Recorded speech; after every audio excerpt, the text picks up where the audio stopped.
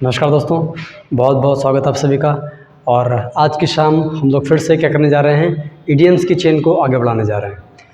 जो लोग मेरा यूट्यूब चैनल देख रहे हैं या जो लोग अभी लेट आए हैं वो ये बात जान लें कि मैंने ए से लेके जेड तक के इडियम्स की एक चेन स्टार्ट की थी, जो कि हर एक एग्ज़ाम में आते हैं। अगर आप किसी भी कॉम्पिटिशन की तैयारी कर रहे हैं, चाहे वो कोई भी कॉम्पिटिटिव एग्ज़ाम हो जिसमें इंग्लिश आती है और आप इंग्लिश को अटेम्प्ट करना चाहते हैं, तो इंग्लिश के सभी एग्ज़ाम्स के लिए इडियम्स जो हैं कॉमन पूछे जाते हैं। मैं कोशिश ये कर रहा हूँ कि मैं सभी एग्ज़ाम्स की दृष्टि से जो हमारे कॉमन इडियम्स है वो पहले करा दूँ या सारे इडियम्स करा दूँ। आप साथ साथ इसको तैयार करते जाइए। अगर किसी स्टूडेंट ने मेरे पहले के लेक्चर नहीं देखे हुए हैं तो भाई वहाँ पर जाओ, पुरानी वीडियोस पर जाइए और ए से लेके जेड तक के जितने भी मैं मुहावरे करा रहा हूँ साथ में तैयार कीजिए। मैंने कुछ वोकैब के भी वीडियो डाले हुए हैं, वो भी देखिए और धीरे धीरे करते करते चीज़ें हमारे सामने रिवाइज़ हो जाएंगी। क्लास में पढ़ाते समय चीज़ें याद रहती हैं, लड़का बाद में भूल जाता है। लड़का बाद में भूले नहीं या लड़का बाद में रिवाइज़ कर सके या कोई स्टूडेंट रिवाइज़ कर सके, इसी दृष्टि से हम लोग क्या कर रहे हैं, जो वीडियोज़ हैं उनको अपलोड कर रहे हैं। ठीक है, तो अब जो भी लोग तैयारी कर रहे हैं, पढ़ रहे हैं, तो ये बात ज़रूर ध्यान से देख लीजिए या सुन लीजिए।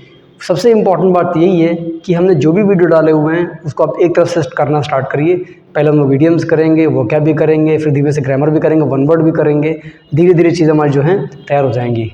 अभी 15-20 मिनट अगर दिन भर में नहीं निकाल पाए ना, तो यार फिर उससे ज़्यादा बेकार चीज़ कुछ नहीं होगी। क्योंकि 24 घंटे में अगर आपने 15 से 20 मिनट नहीं निकाल पा रहे हो या 25 मिनट नहीं निकाल पा रहे हो अपनी पढ़ाई के लिए, तो फिर हम लोग कर ही क्या रहे हैं यार, है ना। तो सबसे बढ़िया तरीका यही है कि पढ़ाई करिए। जो भी आपको मैटर दिया जा रहा है उसको ध्यान से पढ़िए, ध्यान से सुनने की ज़रूरत है। चीज़ें आपको जो है मैं याद करा दूँगा या मैं तैयार करा दूँगा। ठीक है, चलिए कोई बात नहीं। आज हम लोग यहाँ पर फिर से बात करने जा रहे हैं आर वाले मुहावरों की, यानी कि इडियम्स की। इससे पहले मैंने क्या किया हुआ, इससे पहले मैंने आप लोगों को पी वाले सभी इडियम्स जो डिस्कस करा दिए थे, आपने याद कर लिए होंगे, पढ़ लिए होंगे और बाकी लोगों को जो है वो समझ में भी आ गया होगा। अब हम लोग जो है आर वाले इडियम्स को स्टार्ट करते हैं। आज नंबर फर्स्ट में हमारे सामने एक मुहावरा लिखा हुआ है, वो लिखा हुआ है, देखिए, रैक योर ब्रेन।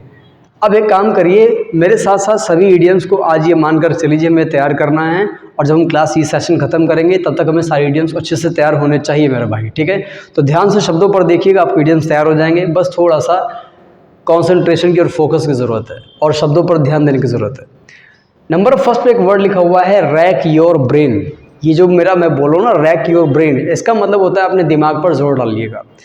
जब भी हम किसी इंसान से अपने दिमाग पर जोर डालने की बात करते हैं, टू एम्फेसाइज योर थॉट्स, या जब भी हम किसी इंसान को ये बोलते हैं कि अपने दिमाग पे थोड़ा एम्फेसाइज करो, तुम्हें ये चीज़ें याद आ जाएंगी, तो हम लोग बड़ा क्या करते हैं, इंग्लिश में रैक योर ब्रेन का यूज़ सबसे ज़्यादा करते हैं। इसीलिए जब भी हम किसी इंसान से बोलते हैं कि यार अपने दिमाग पर थोड़ा जोर डालो, तुम्हें याद आ जाएगा, तुम कोई चीज़ भूल रहे हो, इंग्लिश में उसको जो है रैक योर ब्रेन कहा जाता है। तो जब भी हम किसी इंसान से बोलेंगे कि अपने दिमाग पर थोड़ा जोर डालो, इंग्लिश में ये मुहावरा यूज़ करेंगे, रैक योर ब्रेन। नाउ इसका ऑप्शन हमारे सामने क्या बनेगा, इसका जो ऑप्शन बेटा हमारे सामने बनेगा वो बनेगा दोस्तों, टू एम्फेसाइज योर माइंड, यानी अपने दिमाग पर जोर डालना। टू एम्फेसाइज योर मेमोरी भी कह सकते हैं, अपनी याददाश्त पर थोड़ा सा जोर डालना। एम्फेसाइज की स्पेलिंग है EMPHASIZE। एम्फेसाइज का मतलब होता है किसी चीज़ पर जोर डालना। और सभी एग्जाम्स के बच्चे जान लें, जब हम किसी चीज़ पर एम्फेसाइज करते हैं, स्पेशली किसी बात पर एम्फेसाइज करते हैं, तो प्रेपोजिशन वहाँ पर ऑन लिखकर आती है, वो प्रेपोजिशन आपको हटानी है, यानी इसके साथ हमें कोई भी प्रेपोजिशन नहीं लगानी है।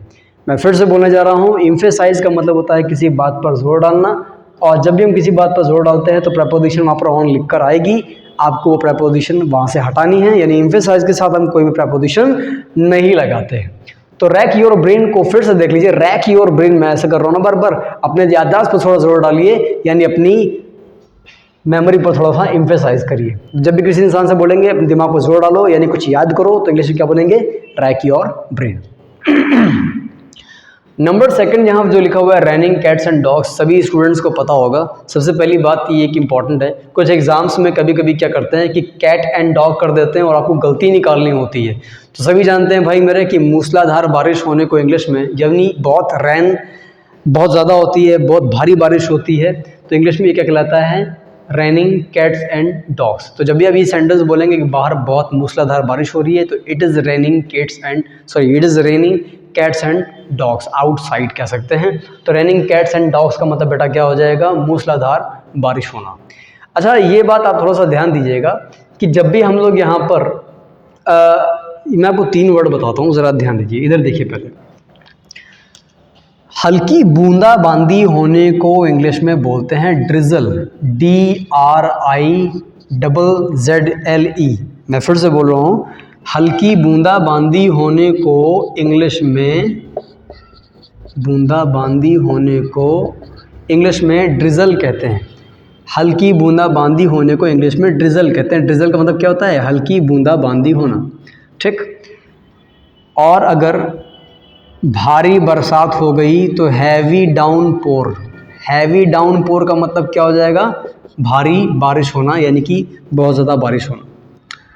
तो ड्रिजल का मतलब हो जाएगा हल्की फुल्की बूंदाबांदी होना, ठीक। और हैवी डाउनपोर माने क्या हो जाएगा? भारी वर्षा होना।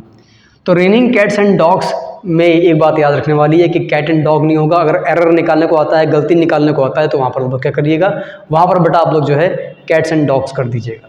तो raining cats and dogs means क्या हो जाएगा? हैवी डाउनपोर, यानी कि मूसलाधार बारिश होना। क्लियर हो रहा है बेटा? ठीक है। नंबर 3 पे एक वर्ड लिखा हुआ है रैंक एंड फाइल। ये मुहावरा आई थिंक ईडीएम, ये सभी एग्जाम्स के लिए बहुत ज़्यादा इंपॉर्टेंट है। आपको जो बात ध्यान देने वाली है वो ये है कि रैंक एंड फाइल को तैयार कैसे करना है। अब आप एक काम करिए, जैसे मान लीजिए, ज़रा इसमें ध्यान से देखिएगा, मैं आपको भी याद कराता हूँ। इधर देखो मेरा भाई, रैंक एंड फाइल लिखा हुआ है ना, ठीक है। ऐसे याद कर लो, मान लो किसी इंसान की रैंक किसी ऑर्गेनाइजेशन में कैसी है। मैं आपसे पूछूं, किसी इंसान की रैंक किसी ऑर्गेनाइजेशन में कैसी है? तुमको भैया फाइल उठाने की, फाइल उठाने का काम करते हैं। इसका मतलब क्या हो गया? इसका मतलब ये हो गया कि बहुत साधारण काम करते हैं, कोई खास तबके की जॉब नहीं करते वो। And that is the reason rank and file को हम लोग इंग्लिश में ऑर्डिनरी कहते हैं। ये एग्जाम्पल सिर्फ याद कराने के लिए, इसका मतलब एग्जैक्टली ये नहीं होता। इसका मतलब होता है औसत व्यक्ति, एक ऐसा इंसान या समाज के वो लोग जो औसत दर्जे के हैं, ऑर्डिनरी पीपल हैं, उच्च वर्ग के नहीं है, बहुत हाई सोसाइटी के नहीं, नॉर्मल लोग हैं, ऑर्डिनरी पीपल हैं। नॉर्मल नहीं, ऑर्डिनरी में बोलना चाहता था। रैंक एंड फाइल का मतलब जो है, इसको करिए ऑर्डिनरी पीपल, यानी कि वो लोग जो साधारण तबके के हैं।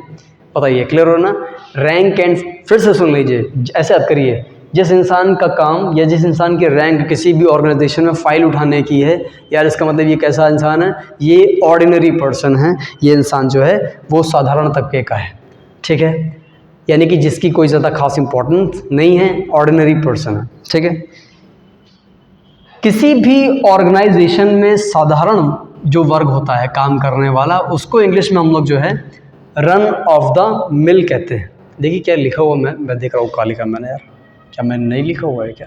अगर नहीं लिखा हुआ है तो मैं काम करिए, आप इधर देख लीजिए, ये देख लीजिए, run of the mill. Run of the मिल, इसको ऐसे याद कर लीजिए मेरे भाई कि यार ये छोटे मोटे काम करते हैं, हल्का फुल्का काम करते हैं, मिल चला लेते हैं, अपना खर्चा निकाल लेते हैं, मिल में काम करते हैं। इसको याद कर लो मेरे भाई, ऐसे देखो, इसको ऐसे याद कर लो कि भैया यार मिल में काम करते हैं, जो ज़्यादा खास सैलरी नहीं है, हल्की फुल्की सैलरी है। यानी किसी भी ऑर्गेनाइजेशन में ऐसे लोग, ये याद करने का मैं तरीका बता रहा हूँ, एग्जैक्टली इसका मतलब ये नहीं होता। रन ऑफ द मिल का मतलब मेरे भाई क्या होता है? ऐसा इंसान जो साधारण वर्ग का हो, या ऐसे व्यक्ति, ऐसा इंसान जिसकी किसी ऑर्गेनाइजेशन में बहुत ज़्यादा इंपॉर्टेंस नहीं है, हल्की फुल्की इंपॉर्टेंस है, वो इंसान साधारण वर्ग का है। इंग्लिश में भाई जो है वो रन ऑफ द मिल कहलाएगा। पता है, क्लियर हो रहा ना? एक मिनट होल्ड करिएगा।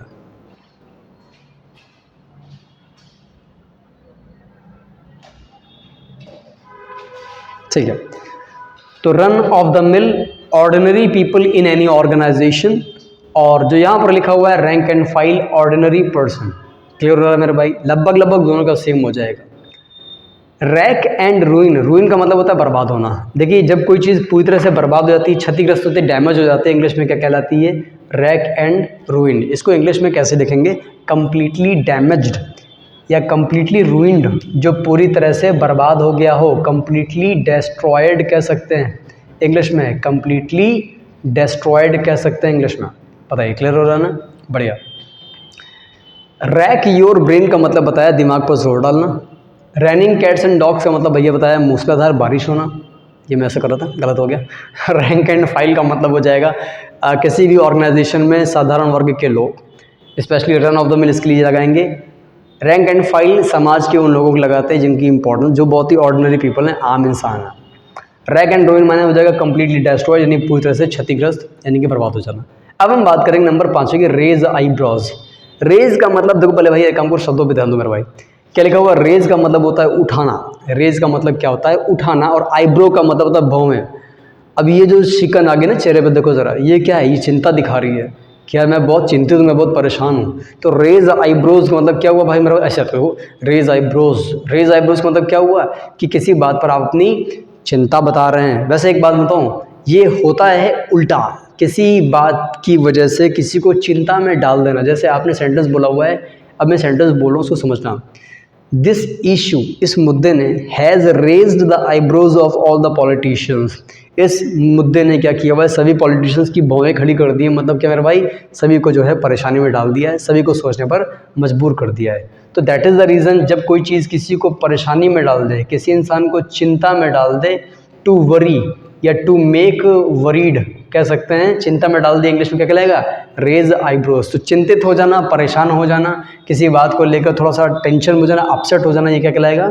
Raise eyebrows. किसी बात पर बहुत ज़्यादा चिंता हो जाना। चलिए, क्लियर हो रहा ना? ठीक है, ध्यान से देखेंगे। रेज आईब्रोज, तो रेज आईब्रोज मेरे भाई क्या हो जाएगा बताइए ज़रा? किसी बात पर बहुत ज़्यादा चिंता हो जाना। क्लियर हो रहा ना? ठीक है, ये चेहरे पे शिकन आ गए ना, जैसे मैंने बॉय उठाई, देखिए ज़रा, ये शिकन क्यों कब लगा आएगी चेहरे पे? जब आपको लगेगा यार थोड़ा सा यार माहौल गर्म है यार, कोई टेंशन ज़रूर है, तब ये वर्ड का यूज़ ज़्यादा करेंगे। बात करेंगे नंबर 6 की। किसी सांड को, यानी कि बुल, बुल माने होता है सांड, किसी भी सांड को यानी बुल को, यार मेरे भाई लाल कपड़ा दिखा रहे हो तुम, इसका मतलब ये कि उस इंसान, अभी किसी को आप लाल कपड़ा दिखा रहे हो बुल को, इसका मतलब क्या है कि आप उसको नाराज़ कर रहे हो। किसी कुछ एक ऐसी चीज़ जो किसी के लिए गुस्से का कारण बन जाए, वो red rag to a bull, है ना? अब किसी इंसान बार बार इरिटेट कुछ दिखाओगे यार, ये ले ले ले ले ऐसे बोलोगे ना, तो क्या हो जाएगा? इंसान वो जो है इरिटेट हो जाएगा मेरा भाई। तो red rag to a bull का मतलब हो जाएगा एक ऐसी चीज़ जो किसी इंसान को एंग्री कर दे। ठीक है, something which makes you angry या something which makes a person angry. एक ऐसी कोई चीज़ जो किसी इंसान को बहुत ज़्यादा नाराज़ कर देती है, ऐसी चीज़ को इंग्लिश में क्या बोलेंगे? Red rag to a bull. Clear हो रहा है? नाराज़गी का कारण, यानी एक ऐसी चीज़ जो किसी इंसान को क्या कर रही है? परेशान कर रही है, क्रोध दिला रही है। Something which makes you angry, आपको बहुत ज़्यादा गुस्सा दिला रही है, वो क्या कहलाएगा? Red rag to a bull. Clear हो गया ना? ठीक है। नंबर 7वां मैंने एक बार डिस्कस किया पहले ही। 7वां एक ऐसा ईडियम है जो हर एक एग्जाम में आता है, ध्यान से पढ़िएगा। रीड बिटवीन द लाइंस का, ये क्या हो गया? लाइंस करो यार, हिल्स निकल लिखा हुआ है, आप लोग स्क्रीनशॉट ले लिया करिए लास्ट में यार, एक सबसे बड़ी तरीका मैं बता रहा हूँ, एक लास्ट में स्क्रीनशॉट ले लिया करो, और वो स्क्रीनशॉट अपना लेकर एक नज़र मार लिया, आपने पढ़े तो रिवाइज हो गया। अभी पूरा वीडियो नहीं देखोगे तो कोई बात नहीं, मत देखो दोबारा वीडियो, कौन कहता दोबारा वीडियो जाकर देखो यार। स्क्रीनशॉट ले लिया, रिवाइज कर लिया, जो नहीं आ रहा है उसको देख लिया, उसी को जल्दी फॉरवर्ड करके देख लिया इसका मतलब क्या होता है, इसे दिमाग में बना रहेगा। जब भी आपको पुराना वीडियो दिख लो, एक बार जल्दी फॉरवर्ड करके देख लो, नहीं देखना तो स्क्रीनशॉट देख लो, या कौन से मुहावरे हैं। ठीक है, वापस आते ज़रा ध्यान दीजिएगा। Read between the lines, lines का मतलब हो गया मेरे भाई शब्दों को नहीं, हम उसमें छुपे हुए, रीड माने क्या होता है? पढ़ना, बिटवीन मतलब बीच में, लाइन का मतलब लाइनों के बीच में पढ़ने मतलब क्या हुआ? यानी कि शब्दों पढ़ना चाहिए, शब्दों के छुपे हुए अर्थ को पढ़िए। अभी मैं किसी इंसान से, कोई इंसान मान लीजिए, मैंने किसी इंसान से बोला यार कुछ परफॉर्म करके दिखाओ, अब वो इंसान क्या कह रहा है? अरे यार माहौल अच्छा नहीं है, मज़ेदार नहीं है, ये कमी वो कमी है, तो मैं आपसे बोलूँगा नाचना वे आंगन टेढ़ा। इसका मतलब ये नहीं कि मैं नाचने की बात करो, आंगन टेढ़ा होने की बात करो, मतलब ये सिंपल सी बात है कि मैं किसी इंसान से ये बोल रहा हूँ कि कमी यार तुम्हारे अंदर खुद ही है, और तुम जो है उसका ब्लेम किसी और पर डालो, रीज़न दे रहे हो, एक्सक्यूज़ दे रहे हो। तो सिंपल सी बात है, हम शब्दों, ये मुहावरा था, हम शब्दों पर नहीं जा रहे हैं, उसमें छुपे हुए अर्थ को समझ रहे हैं। तो read the hidden meaning of, read the hidden meaning, शब्दों को नहीं, read the hidden meaning of words, बल्कि इसमें छुपे हुए अर्थ को पढ़ना, ये रीड बिटवीन द लाइंस कहलाएगा। पता है? क्लियर हो गया ना? बात कर रहे हैं नंबर 8वें की, हर एग्जाम के लिए आता है। Red letter day, very important day या मेमोरेबल डे?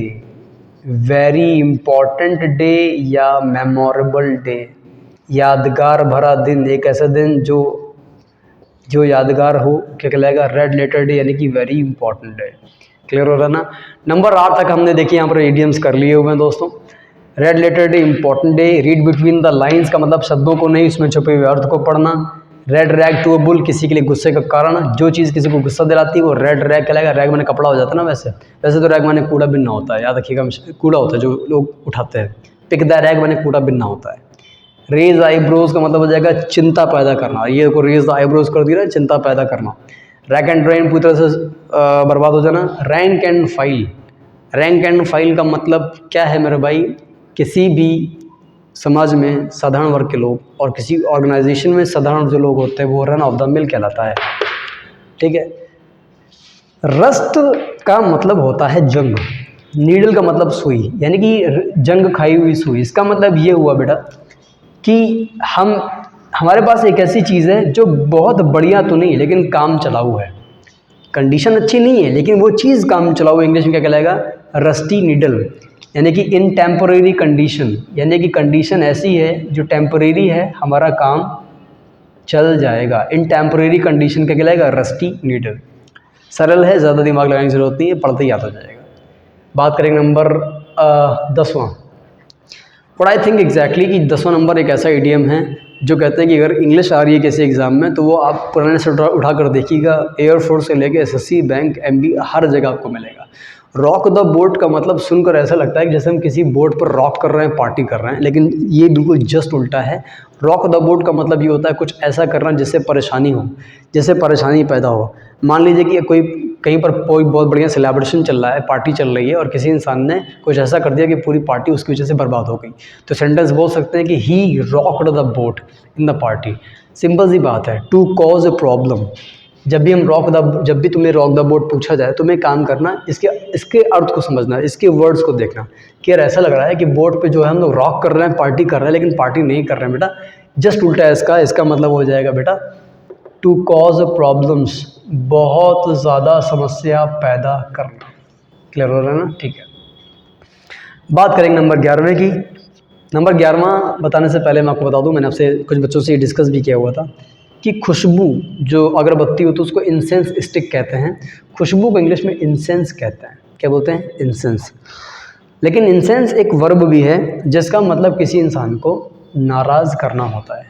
इंसेंस देखिए एक वर्ब भी है जिसका मतलब किसी इंसान को नाराज़ करना भी होता है। रब ऑन द रॉन्ग वे, कुछ ऐसा करना जिससे कोई इंसान इरिटेट हो, इंग्लिश में क्या कहलाता है, रब someone on the wrong way, किसी इंसान को इरिटेट करना। बताइए क्लियर हो रहा ना। इसी तरह drive someone up the wall, drive someone up the wall का मतलब भी किसी इंसान को इरिटेट करना। तो जब भी हम वैक्स और इरिटेट की बात करेंगे, इंसेंस की बात करेंगे, तो रब ऑन रॉन्ग वे या drive someone up the wall, ये दो मुहावरे आपको याद करने पड़ेंगे। चलिए अब हम बात करते हैं दोस्तों अगले मुहावरे की। रूल का मतलब आपको पता है इसको देखिए ऐसे याद कर लीजिए, रूल का मतलब हम लोग को पता है नियम होता है बेटा, लेकिन रूल का मतलब दोस्तों कहीं पर शासन करना भी होता है। यही कारण है कि शासक को इंग्लिश में रूलर कहते हैं।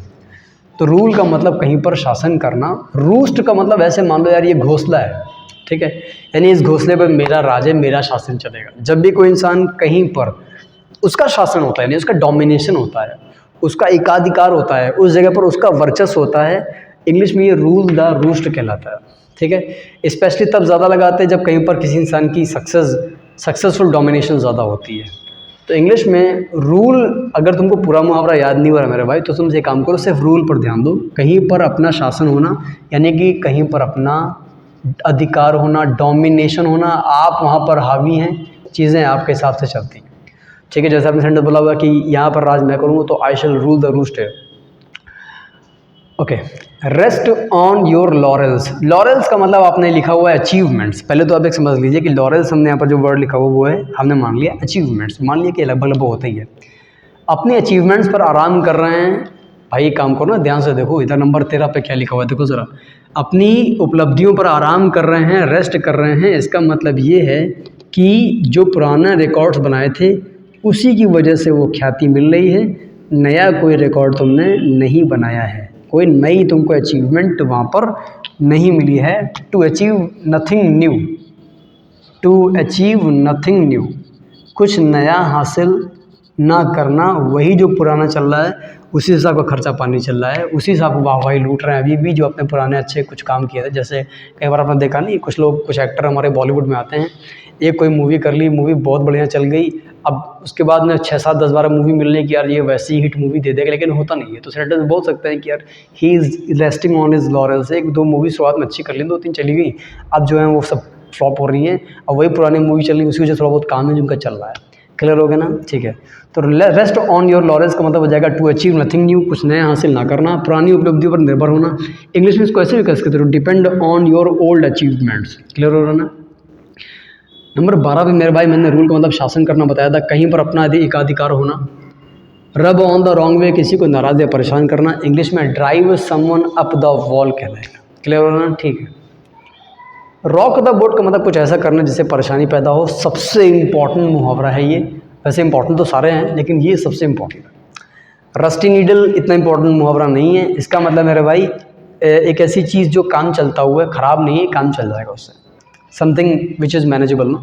Red letter day, important day और मेमोरेबल डे। मेमोरेबल डे बात करते हैं नंबर 14 की, रन इट्स कोर्स। देखिए, रन इट्स कोर्स, अपने कोर्स तक पहुंचना। आपने एक कोर्स बनाया हुआ है, एक आपने रास्ता बनाया हुआ है और आप अपने कोर्स तक पहुंच गए हैं, यानी अपने लक्ष्य तक पहुंचना, अपनी अंतिम मंजिल तक पहुंचना, यानी अपना कोर्स पूरा करना।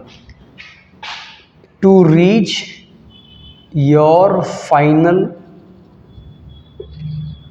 To reach your final success. ठीक है, अंतिम सफलता मिलना या पूरी सफलता मिलना, run its course. To have success, to have complete success भी इसका दूसरा ऑप्शन बन सकता है। रन इट्स कोर्स का मतलब मैंने बताया मेरे भाई, अपने लक्ष्य तक पहुंचना, अपनी मंजिल तक तय कर लेना, पूरी सफल हो जाना। राइड हाई, बहुत ज़्यादा हवा में होना, खुश होना। राइड हाई, राइड हाई का मतलब क्या है? आज मैं बिल्कुल आसमान में उड़ रहा हूँ भाई, मैं बहुत खुश हूँ। टू बी, या बहुत ज़्यादा सक्सेसफुल भी कह सकते हैं। तो टू बी वेरी सक्सेसफुल, कई बार ऐसा उल्टा लिख के दे देते हैं, कई बार लिख के देते हैं to be happy due to success.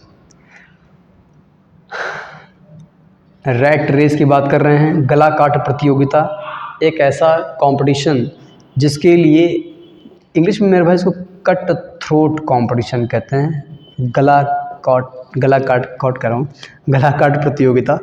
Cut throat, throat माने क्या होता है? गला। कट माने क्या होता है? काटना। गला काट प्रतियोगिता को कट थ्रोट कंपटीशन कहते हैं। ठीक है, ऐसे कंपटीशन को इंग्लिश में डॉग ईट डॉग भी कह सकते हैं, जहाँ कुत्ता कुत्ते को काट ले। मतलब मेरे भाई क्या है कि साथ वाले जो है ना, तुमको पीछे गिराने लग रहे थे ताकि हम जीत जाए। 3 तरह के मैंने कंपटीशन बताया। रैट रेस, कड़ी प्रतिस्पर्धा, फियर्स कंपटीशन, कट थ्रोट गला काट प्रतियोगिता, डॉग ईट डॉग गला काट प्रतियोगिता। फियर्स कंपटीशन नहीं देंगे मेरे भाई तो एक ऑप्शन हमारे एग्जाम में आ सकता है, कड़ा को इंग्लिश में स्टिफ कहते हैं। स्टिफ माने क्या होता है? कड़ा, सख्त। तो सख्त कंपटीशन इंग्लिश में फियर्स कंपटीशन या स्टिफ कंपटीशन भी कह सकते हैं।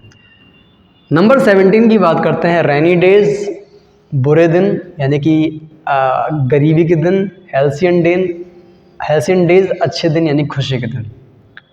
रेनी डेज, मुसीबत के दिन। अब मुसीबत को, जब आपका समय भाई बहुत ख़राब चल रहा है ना, कभी कभी हर इंसान की लाइफ में ख़राब समय ज़रूर आता है जिसमें वो इंसान को फिनेंशियली बहुत दिक्कतें होती। ये एडवर्सिटी, जब फिनेंशियल ख़राब हो गया तो भाई मेरे सब कुछ ख़राब हो गया। पैसा नहीं तो लाइफ भी ख़राब हो, करियर भी ख़राब हो, सब कुछ ख़राब हो रहा है। करियर ख़राब है तो पैसे भी ख़राब हो रहा है, जाहिर सी बात है। तो रेनी डेज़ को क्या बोलेंगे? एडवर्सिटी, यानी कि दुख का समय। हेल्सियन डेज, अच्छे दिन, खुशी के दिन। मतलब इसके कुछ और भी होते हैं हेल्सियन डेज के, लेकिन आप सिर्फ इतना लिख लीजिए कि अच्छे दिन यानी good days. Run out of steam, steam का मतलब आपके अंदर की जो एनर्जी है ना, आउट ऑफ मतलब ख़त्म हो गई है, यानी कि आपके अंदर का जो एक्साइटमेंट है वो उतना ज़्यादा नहीं रह गया। Run out of excitement, run out of क्या कहलाएगा? एक्साइटमेंट कहलाएगा। बताइए, क्लियर हो ना? तो रन आउट ऑफ स्टीम क्या हो जाएगा? Run out of excitement. अब हमारे सामने एक मुहावरा रह गया, वो है रन एमॉक। पहली बात तो आप एक चीज़ समझ लीजिए, अक्सर आपने दोस्तों लोगों देखा होगा पेपर पढ़ते समय कि जब भीड़ बहुत ज़्यादा आक्रोशित हो जाती है, लोग बहुत ज़्यादा आक्रोशित हो जाते हैं, बहुत ज़्यादा गुस्से में हो जाते हैं, कहीं पर लाश रखकर जाम लगा देते हैं, प्रदर्शन करते हैं। ऐसे गुस्साए लोगों को, आक्रोशित लोगों को एमॉक कहते हैं। रन एमॉक, ठीक, आक्रोशित व्यक्ति को एमॉक कहते हैं। तो यार सिंपल सी बात है, एमॉक ट मतलब बहुत ज़्यादा क्रोधित और रन का मतलब हो जाना, यानी to be angry, to be angry. बताइए क्लियर हो रहा ना।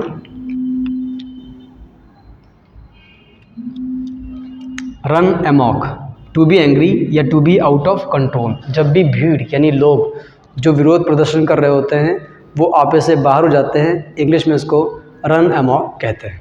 ठीक है दोस्तों, ये थे हमारे आज जो है 20 के मुहावरे।